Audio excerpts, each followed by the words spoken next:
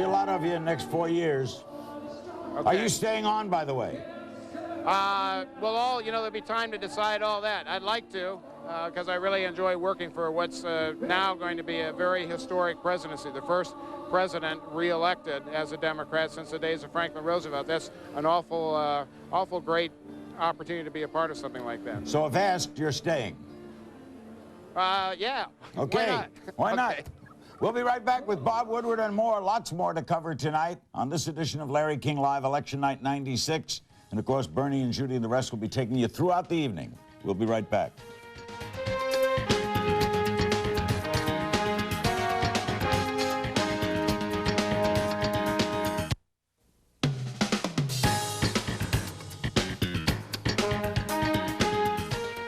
By the way, George Stephanopoulos will join us tomorrow night and lots of others, too, in a post-election night. Bob Woodward's our co-host of the evening, the Pulitzer Prize winner of the Washington Post. Joining us now from the Renaissance Hotel in Washington, that's Dole headquarters, is Dole's campaign national chairman, Donald Rumsfeld. Donald, when was the last time you saw the senator? Oh, my goodness. I have not seen him since he arrived back. He's up at the Watergate now and watching the returns and planning to come down here at some point this evening. Are you very disappointed, Don? Well, it's not over until the polls close in California and we get some actual counts.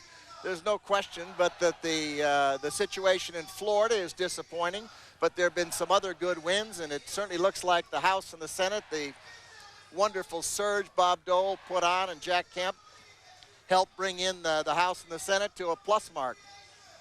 Bob Woodward said earlier that this may have been a losing task from the start for you, that it was just too much good times. Clinton went too much to the center. You agree? Well, it's always tough to beat an incumbent president, and there's no question but that his strategy of running as a moderate conservative was very effective. He is not one, but it was successful, and it looks to be that he's going to have a pretty good night. It looks tough for Bob Dole still.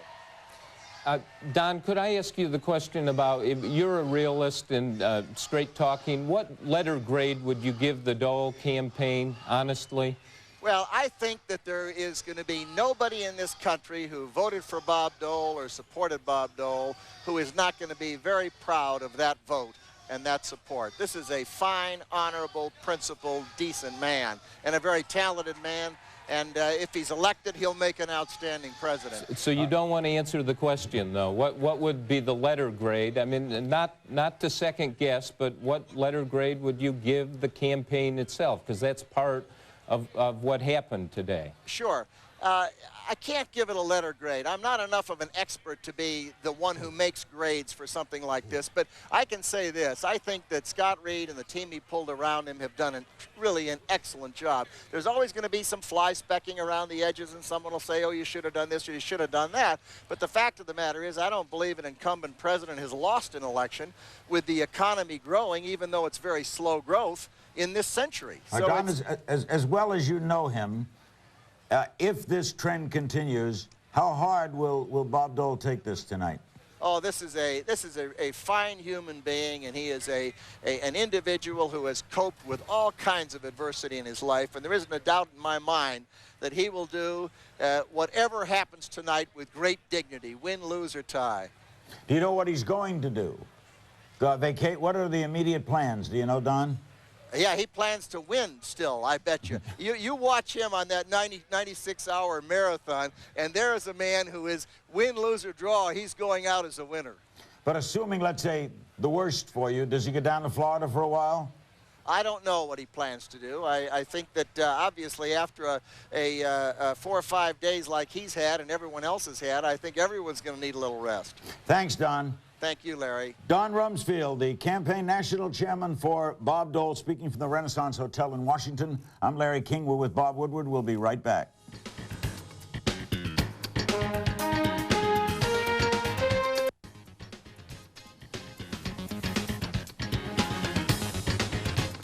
Welcome back. You're looking at I guess that's the governor's mansion where the president used to live. That's the governor's mansion in Little Rock, Arkansas. Pretty night almost everywhere in the United States. It was a great day to vote. I don't know the turnout. Do you, Bob? Apparently better than expected. Bob Woodward is my co-host. This is a special edition of Larry King Live at Election Night. We'll be going back to Bernie and Judy and the whole gang at the top of the hour for results all night long. Joining us now is the president's brother, Roger Clinton. Where are you, Raj? Hey, Larry. Well, they've got me up here in a tree house right on the old State House grounds. Kathy Mattea providing great background music. It's a great night, man. It's a wonderful night. Have you been with your brother? I've talked to him. I will be with him, and probably right after this interview, I'm going up to his room. Well, good. Tell him to call us. I'll do that, Larry. All right. When did you talk to him? By phone? Yes, sir. What did he Yes, say? sir. Was he confident today? Yes, sir. We've been pretty confident all along. He's awfully tired. He's awfully tired. Awfully happy, but awfully tired. This was a tough election, tough campaign. Anything surprise you in Arkansas today? Excuse me, sir? Anything surprise you in Arkansas tonight? I mean, excuse me, Larry. That's right. Stop with the sir, Roger.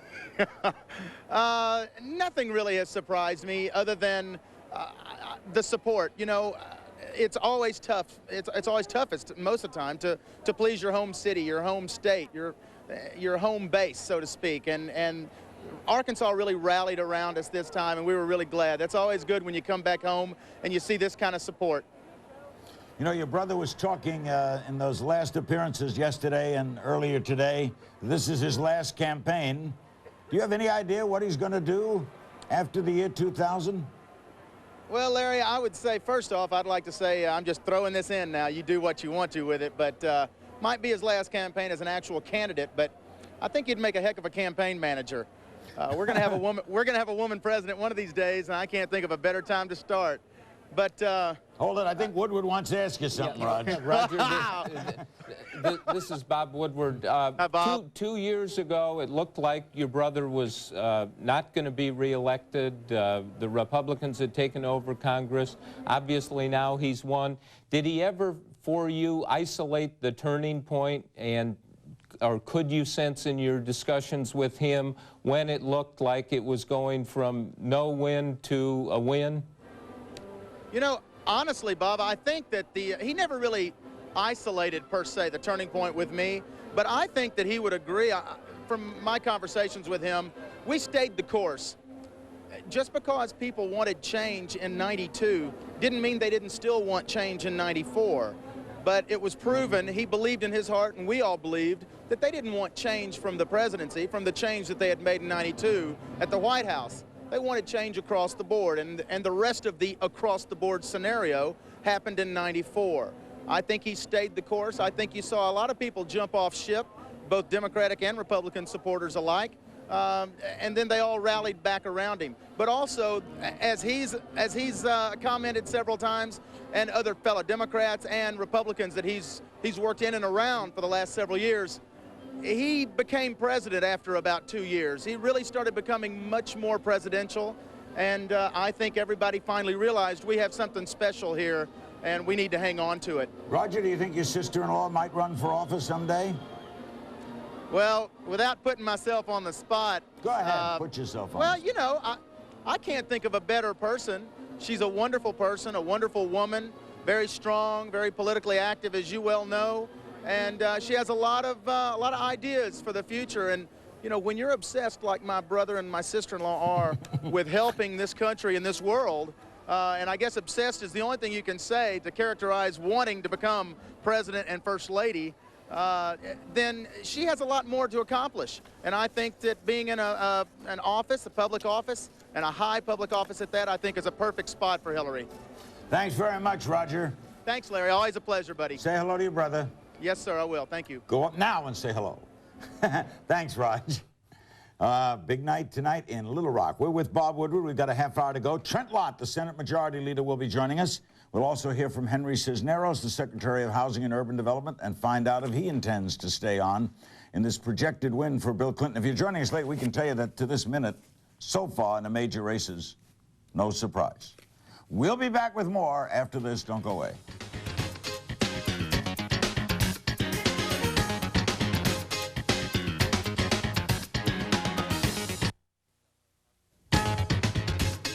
To access CNN Interactive on the World Wide Web, call 1-800-WORLDNET, extension CNN.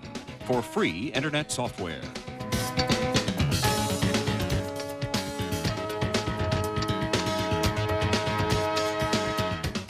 Welcome back to Larry King Live. Our co-host for the hour is Bob Woodward. Trent Lott will join us in just a moment. He's the Senate Majority Leader. But before that, let's go up to, or down to Atlanta. Bernie, Judy, and the whole gang with an update. Guys?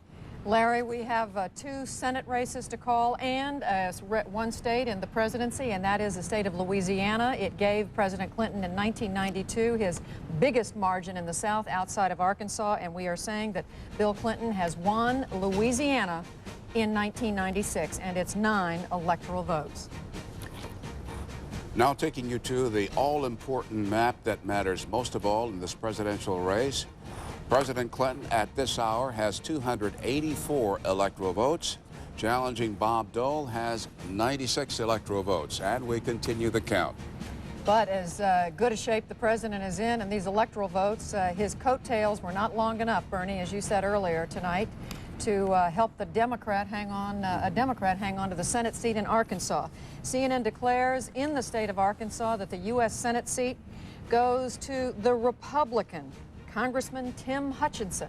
That is a takeover for the Republicans. That's a seat that was held by David Pryor. And of course, what's interesting in Arkansas is that the Republican Party has not won a seat in Arkansas in 100 years. And another Senate race we can call again, and another Republican pickup, Chuck Hagel, the Republican defeating the governor, the sitting governor, Ben Nelson. Okay. Ben Nelson is a governor, a sitting governor. He's the second sitting governor tonight to lose a Senate seat. Bill Weldon, Massachusetts, the Republican, lost to John Kerry. Maybe the voters are just saying, we like the governors and we want to keep them home. You know? Yeah, I'm not seeing much by way of Clinton coattails, at least in these Senate races. We don't know a lot about the House yet, but so far there have been 3 pickups by Republicans in Alabama, Arkansas, and Nebraska. The Democrats may have won a seat, picked up a seat in New Hampshire. In fact, New Hampshire is about the only place where Clinton does look like he has coattails. Bill? Well, of course, with the protocol, the one who loses in an election speaks first. But Ken Bodie, let me We do have to stand say aside something about that New Hampshire seat. Yeah. We have called that New Hampshire seat for Dick Swett, the Democrat. We are taking another look at that, and we may be examining to see whether or not, in fact, Bob Smith, the incumbent, did win that, which would, of course, affect the balance of power in the Senate as well. Well, both men biting their fingernails in New Hampshire at this hour. The protocol, of course, is that in a presidential election, the person who loses or appears to be losing would issue a statement first. And let's go to Candy Crowley at Dole headquarters in Washington. Bernie, I suspect it will be another hour and a half or so before we actually see Bob Dole. That's because that's when the California polls will close. They're very concerned about some races out there, some ballot issues, so they want to wait to then. But we do have at least a tacit acknowledgement by his campaign that the presidential race at least is over. In a written statement from Press Secretary Nelson Warfield, Warfield said, even in defeat, Bob Dole has much to claim by way of victory.